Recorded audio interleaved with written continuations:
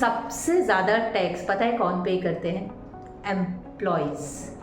सबसे ज़्यादा tax middle class को ही पे करना पड़ता है। बिजनेसमैन अपने खर्चे दिखा के टैक्सेस बचा लेता है, लेकिन एम्प्लॉयज़ अपनी सैलरी में से कैसे बचाए? तो चलिए आज जानते हैं कि एम्प्लॉयज़ अपनी सैलरी में से कैसे टैक्स बेनिफिट्स बचा सकते हैं। अगर आप एम्प्लॉय हो और अगर आपने एजुकेशन लोन लिया है तो आपको मिलेगा टैक्स डिडक्शन आपके इंटरेस्ट के ऊपर। इसकी कोई लिमिट नहीं है होम लोन की तरह। अगर आपका इंटरेस्ट जा रहा है 4 लाख, 5 लाख, 2 लाख, 6 लाख, आपको फुल इंटरेस्ट टैक्स डिडक्टेबल होगा।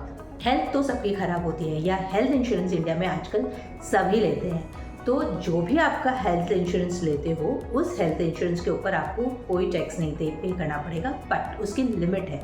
वो लिमिट है 25,000 तक। आप अपना ही हेल्थ इंश्योरेंस खाली टैक्स रिबेट में नहीं ले सकते, बल्कि आप अपने स्पाउस का भी टैक्स रिबेट में ले सकते हो। इतना ही नहीं, अगर आपके पास कोई डिपेंडेंट है, आपके पेरेंट्स है, ग्रैंड पेरेंट्स है, उनका भी हेल्थ इंश्योरेंस आप टैक्स डिडक्शन में ले सकते हो। सो कुल मिलाकर 75,000 रुपए के ऊपर आपको कोई टैक्स नहीं लगेगा। नेशनल पेंशन स्कीम के बारे में तो सुना ही होगा। अगर आपको बोनस आ रहा है तो आप इन्वेस्ट कर दो नेशनल पेंशन स्कीम में।